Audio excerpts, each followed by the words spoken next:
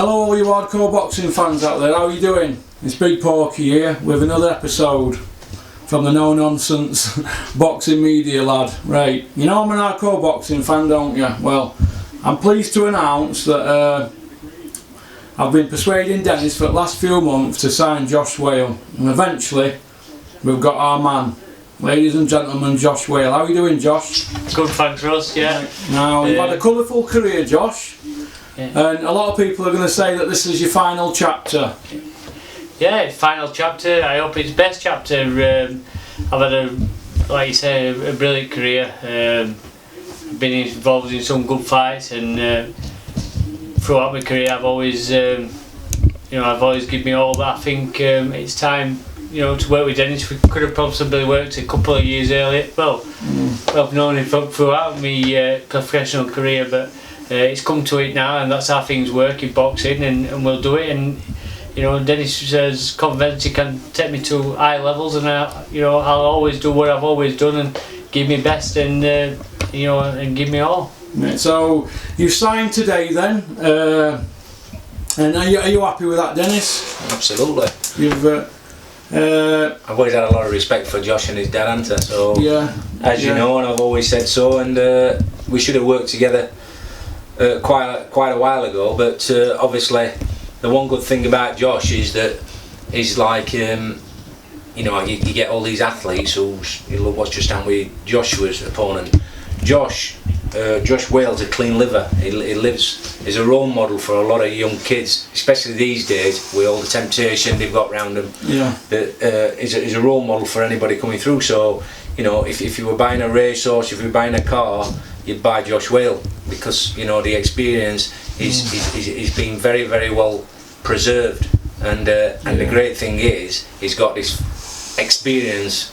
And look at the kids who I've took to world titles: Martin Ward, Kyle Thompson, obviously Jamie McDonald, Stewie Hall.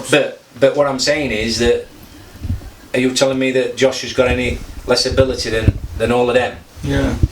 Then it's about timing. Yeah. Martin Ward didn't win a world title. No, but I took him and he fought for a world title. Yeah, I got him towards a world title.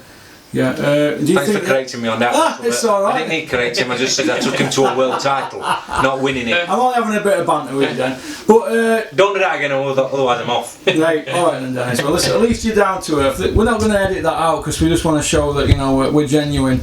But I'm just looking at your wall here, Dennis, with all these champions that you've had and great nights you've had. Do you see any great nights in future for Josh?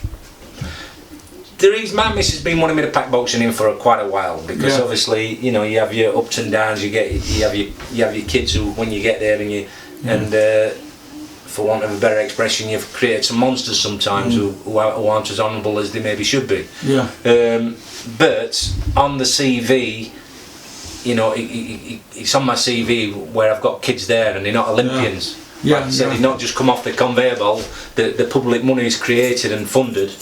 I've took kids sometimes off the scrap heap to go and win things, and that's the biggest buzz.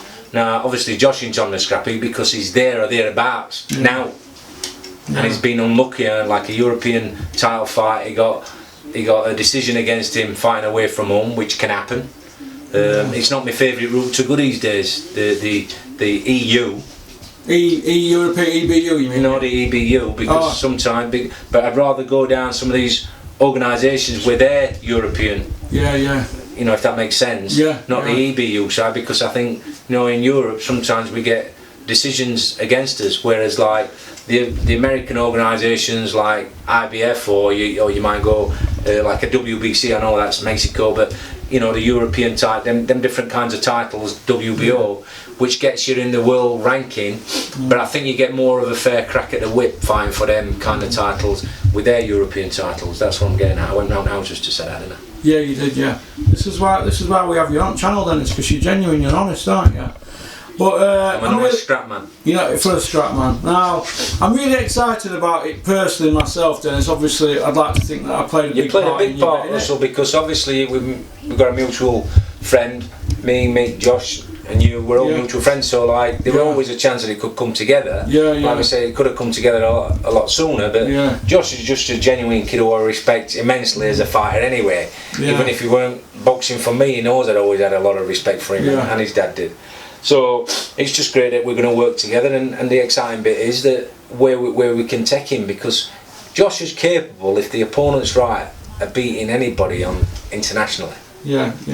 And so when he prepares, there's not going to be anybody laying anybody down. No. And that's what especially these days, it's a dream for a promoter and a manager. So Josh is a manager's dream, really. And what weight is Josh going to fight at, Dennis, when he comes back, or is that going to be a secret for the moment? No, we're thinking about light welter. He's going to knock about you and have your diet. No, we're gonna look at featherweight, because I think as Josh has matured. I mean, Josh will tell you. I mean, I've told to Josh about that. What weight are you going to fight at then? I'll be competing. There's not going to be a lot of talk about your weight, in there. I'll be competing as a featherweight now. I've boxed at featherweight before. Did you feel better as a featherweight? I probably wasn't then, not like 3 or 4 years ago. I am now. All through my amateur career, I boxed for England. I won national titles at every level. They're all at 57 kilos. That's featherweight in amateurs. All the way through. And I should have really stopped at that. But when you turn pro, obviously your training intensifies a little bit. So I went down to 8 stone 10. But now I know featherweight's my best weight. And that's where I think my performances will come out better. That I'll perform better at that weight. It's been there to me the last couple of times doing weight, so I just think at that weight, and it's a youth challenge. We're starting a youth, so that's what we do. And obviously Dennis's stature in boxing, just look around the office who he's worked with. Me and my dad come and sat in the office, and my dad asked Dennis, what is it you want to work with Josh? He said, I'll be proud to walk out with him. So that's all I need to do. That's how we work. He respects what I've done throughout my boxing career.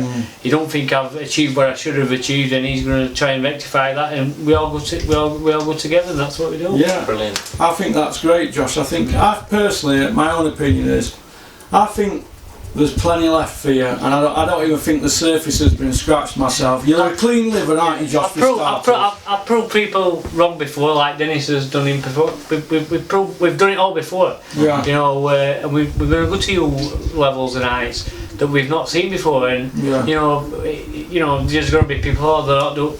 Just watch and see, and see what we can achieve. We're going to enjoy it right now. I mean, I've done the Ricky Hatton stuff, and I've done with different television stations, and the foundation I'd got, because of the people around me, they weren't what I thought they were. But I've got a better team around me than ever. We've got Steve Crump, obviously. We've got Michelle there. We've got Russell here, and they're real people because they've tried and tested. So I know they're going to all be watching my back. And as we're growing now, we are regrowing again. Not your kind of growing, but we are. I'm 15 stone now, not 28. But we are. We've regrouped and we're rebuilding, and Josh is going to be one of our flagships. And I'm looking forward, because I know he's going to be capable at a high level. And that's what's exciting. That's all you can ask for as a fighter. So we're going to be going, obviously, fast track to a degree, because Josh has served his apprenticeship. He knows what's required, and it's just plotting the route, and that's what we do, and you're going to have an hand in that, and his dad Mickey's, and that's how we work. Everything's an open book, and I'm happy to discuss anything open book. Opponents, what sort of purses we can get involved in. If there's a purse bid, we'll discuss how it's going to work, and what the drawbacks are if we have to go and fight away from home, which I've won a lot more purse bids than I've lost against big names. Gary Shaw. Did you win that one against De La Hoya as well? And so I've been involved in some big purse bids, so I'm not afraid of purse bids. Unlike others, but I suppose I'm classed as an entrepreneur, aren't I? Because I'm not bang my gas going. I ain't got no qualifications, but I've got an education in life, and I know how to flick a coin, and I take a chance. But you know that's what's got me through. Your flicking coin days are over, Dennis, though, aren't they? After that one you flicked with Frank Warren. Yeah. They were motivating me madness there. Right, 25 grand. It were 50 grand actually. We were 50 all in. We're 25 grand. You owed me 25, didn't you? And I went 50 double a quid. So I went, go on then. Well, I won't be doing that myself then. Yeah, but they were a motive in it. Well, they were a motive in it. Expensive motive. It's going in the book. and this is one like Josh's. This is one of the chapters. Yeah. And when I write a book, Josh is going. And it'll be a pleasure to have him. For me to say now I'm working with Josh Wale because he's a class act in and out of the ring. He's one of boxing's good guys who just so happens that he can fight. Yeah, it's funny, isn't it? You know, this is funny to start this story, but 27 months ago, Dennis, you were down, maybe a year other than that, because your dad were ill last year before he died, wasn't it? Yeah. You've been down and you didn't know if you were going to carry on in boxing, and you've sort of fumbled your way through the last few years.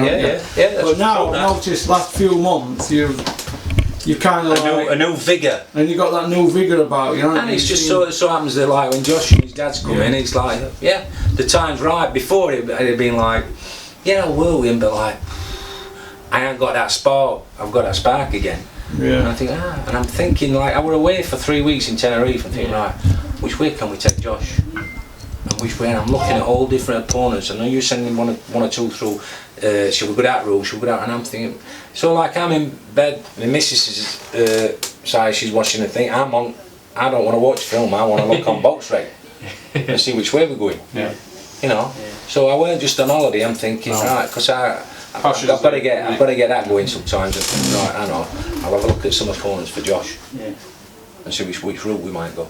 And see who's available, and then I'm doing a bit of like cross thingy, and like he's fought him, and like, well, if we can go now, he's going to step up to that weight, that might be a good one for us, and he's going down now. So that's how I've done it in the past. Yeah. And then you look for different permutations. That's the word I was using, and plan A, plan B, plan C, and that's what I've done in the past. And I did it for Ricky, as big a name as Ricky was.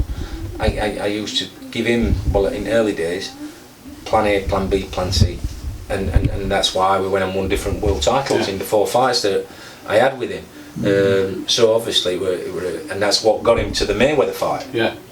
We're trying to fight Mayweather all his life. I got Ricky there. I know Frank did a fantastic job to a degree, getting him Costa Azul, but Ricky were a phenomenon. We were the biggest name in boxing at the time. Yeah. But when I broke America with him, and then obviously took him to Vegas, and his brand was like that. He shouldn't have fought with Mayweather. In my eye, I didn't want him to fight Mayweather at that stage.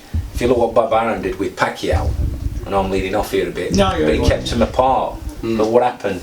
Mayweather's brand was just growing. Pacquiao's brand was just growing. So that fight from being 10 mil ended up at £100 million dollar fight.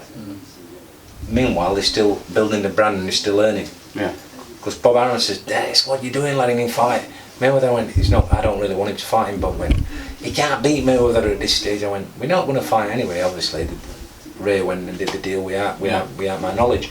So, but I'd got a path in my mind, a route in my mind for Ricky to not fight Mayweather, and just go like a different route, build his brand up, and then eventually fight Mayweather, but not yet. Let's build his brand up, and he learned, like Beckham when he signed for Real Madrid. He went.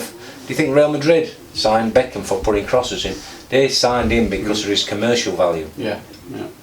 It's not just on the pitch, and that's what Ricky would have been. So there's a different commercial savvy to being a sportsman as well, especially these days. Yeah. It's not just what you get in the ring or on the football pitch, it's what the endorsements you can get.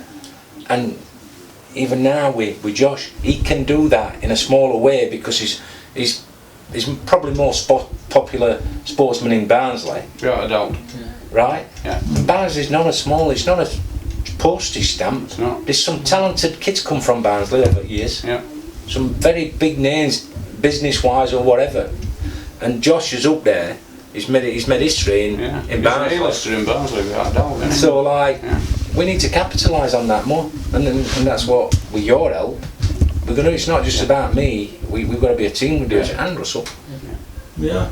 It's exciting times ahead, isn't it? As people keep saying in boxing. I'm looking forward to it. Right, Josh? Just like you look happy. The first time you come in here, you looked a bit down, didn't you, Josh? A bit back. Yeah, it's been a difficult couple of months. But I know where I want to go now, and I've had time out with my family, and obviously my dad's he sorts everything out, and we sat down and talked, and we know where we're going now. And my head's clear with what we're doing, and we're going to get everything, Paul. Oh, that's brilliant. Then, well, that's been great today. Then I'm glad to see that contracts are signed. Everybody's happy. We've spoke about it all. Everybody's happy with their little roles and.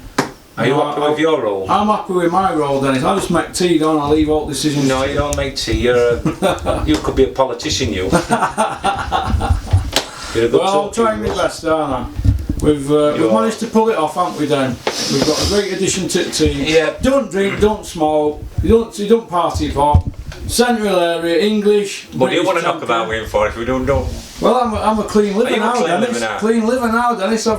I've gone through the darkness. I'm shining in light with Josh, aren't I? I'm piggybacking on Josh now, aren't I? You know what happened to Pinocchio, don't you? His nose grew. Well, we've got Josh in bag and there's more to come, Dennis. And I'm happy. Kids turned up with his dad. Everybody's happy, aren't we? We're all happy. He's a credit to boxing. It's not that, then. It's the job that he does outside of boxing, helping kids that have got problems and that. And you don't go around shouting it about, does he? I'm hoping, even when in 4 or 5 years, when Josh has packed up and him and his dad's around boxing, I'm hoping we're still doing 1 or 2 bits together. Yeah. And we're putting something back in, and we're helping each other and helping other kids come along, and that's what it's all about. We're not here just for a flashing pan. No. Yeah, longevity. Thinking outside the box, Dennis, is what you told me when I first met you over 4 years ago. Yeah, I used to give you homework, didn't I? When you first. Right then, so I'll wrap it up then. Well, listen, thanks for coming to you and your dad, Josh, and look for welcome aboard and all the best for the future for you and your families. Thank you. All right, thanks very much. Pleasure. Cheers, yeah. Cheers. Right, Thank you. That's the one.